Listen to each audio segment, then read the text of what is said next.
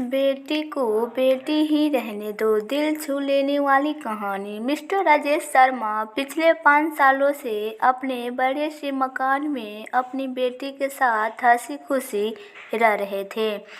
उनकी उम्र अब 60 को पार कर चुकी थी और बेटी रिया अब 28 की होने को थी। उम्र के ध्यान में रखते हुए बेटी ने उनका सारा कामकाज अपने कंधे पर ले लिया था। रिया अपने हर काम में बहुत अच्छी थी, जितने अच्छे से वो अपने पापा, घर और उनके कारोबार का ध्यान रखती थी, कोई और शायद ही रख पाता। अगर राजेश जी का कोई बेटा होता तो वो भी नहीं। इन बाप बेटी का रिश्ता बहुत ही प्यारा था। बिना बाबा के रिया को नहीं चलता और बिना रिया के उसके पाप का किसी काम में मन नहीं लगता। कभी कभी ऐसा लगता जैसे राजेश जी रिया के बाप नहीं, उसके बेटे हैं। रिया की हरकतों ही कुछ ऐसी थी। बाबा को सुबह जल्दी उठकर जबरदस्ती वॉकिंग के लिए भेजना हो या छोटे बच्चों को जैसे दवाई पिलाती है, वैसे ही पापा की दवाइयाँ उन्हें खिलाती हो। रिया का बर्ताव अपने बाबा के साथ बिल्कुल वैसा ही था जैसे किसी माँ का अपने बच्चे के साथ होता है। रिया के बाबा भी कुछ कम नहीं थे। जब जब रिया उन्हें दवाई खाने के लिए देती तो आधी दवाई खाते और आधी छुपा लेते, लेकिन रिया के नज़रों से बच नहीं पाते। फिर वो उनके सामने खड़ी होकर सारी दवाई उन्हें ज़बरदस्ती खिलाती। रात को रिया के सोने के बाद चुपके से किचन में जाकर फ्रिज में आइसक्रीम मिठाई चुरा कर खाना। बाबा की ऐसी शरारतें भी रिया पकड़ लेती थी।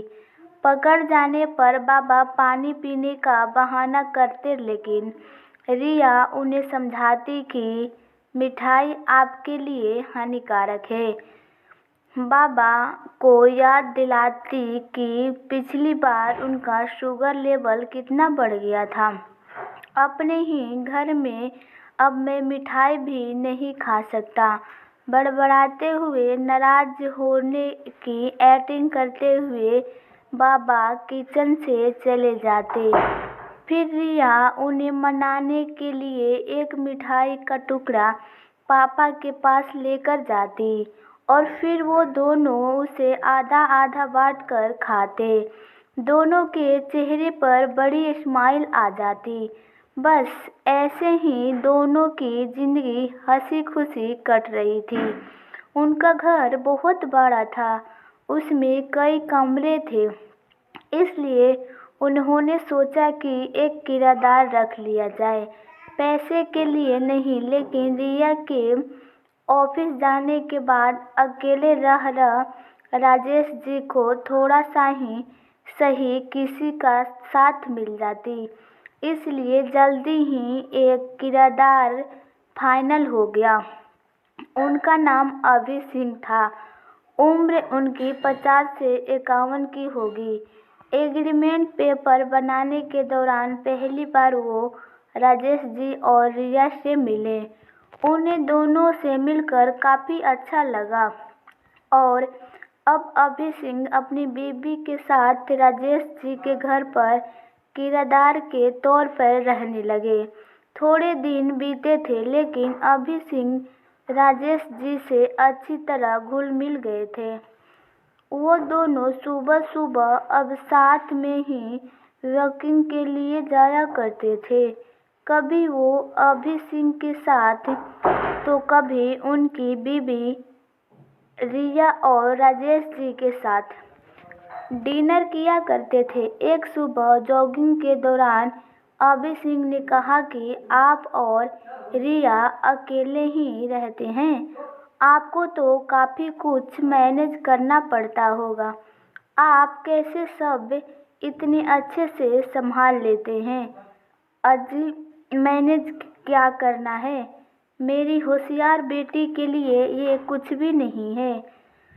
रिया सब इतने अच्छे से संभाल लेती है कि मुझे किसी बात की कोई चिंता ही नहीं है।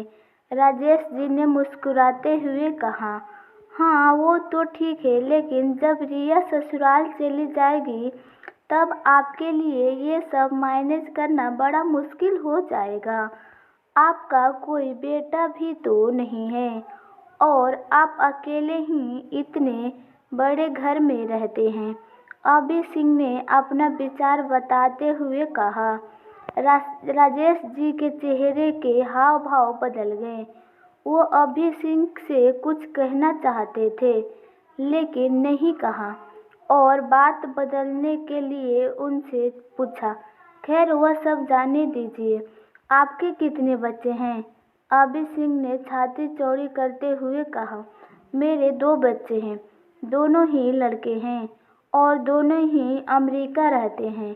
राजेश जी को लगा जैसे अभी उन्हें ताना मार रहे हैं, लेकिन फिर भी उन्होंने कुछ नहीं कहा और वो जॉगिंग करके अपने घर लौट गए। कुछ दिनों बीते। राजेश जी ने अभी सिंह को अपने साथ खाने के लिए बुलाया क्योंकि अभी सिंह की पत्नी किसी काम से बाहर गई थी और वो अकेले थे। अभी सिंह, राजेश जी और रिया डाइनिंग टेबल पर बैठकर खाना खा रहे थे। पहला निवाला खाते ही अभी सिंह ने खाने की तारीफ करते हुए कहा, रिया बेटा, तुमने आज खाना बहुत अच्छा बनाया है। राजेश जी ने गर्व महसूस करते हुए कहा, हाँ मेरी बेटी बहुत अच्छा खाना बनाती है। अभी सिंह जी बोल पड़े, ये तो बड़ी अच्छी बात है, इसके ससुराल वाले बड़े खुश रहेंगे। रिया उनसे कुछ कहना चाहती थी लेकिन राजेश जी ने उसे रोक दिया और बात बदलने के लिए रिया से पूछा, कारोबार कैसे चल रहा है, कोई दिक्कत तो नहीं है रही है? रिया ने कारोबार की सारी बातें, जानकारी और स्थिति अपने पापा को बताई जिसे अभी से भी सुन रहे थे और वो प्रभावित होकर बोले, वाह वाह या बेटा, मानना पड़ेगा, जिस तरह से तुम सारा कारोबार संभाल रही हो, तुम राजेश जी की बेटी नहीं बेटा हो। बेटा, अब राजेश जी से ना रहा गया। उन्होंने कहा, पता नहीं क्यों आप सभी लोग बेटी को बेटे के साथ कंपेयर करते हो। ऐसे एक भी काम या एक भी फील्ड बनाइए जिसमें बेटियां ने अपना नाम न बनाया हो। अरे आसमान में प्लेन उड़ाने से लेकर देश के सर्वोच्च पद पर बैठकर देश चलाने तक बेटियां ने हमेशा अपने आप को साबित किया, लेकिन आप जैसे लोग अभी भी उनकी तुलना बेटे से ही करते रहेंगे। हो तो होंगे बेटे सबके लिए ज़्यादा इम्पोर्टेंट, मेरे लिए तो मेरी बेटी ही सबसे बढ़कर है और मैं ये फ़ख्र से कहना चाहता हूँ कि जो मेरी इस बेटी ने मेरे लिए किया है, जितना प्यार मुझे दिया है, उतना दुनिया का कोई भी बेटा नहीं दे सकता। बेटी को बेटी ही रहने दीजिए।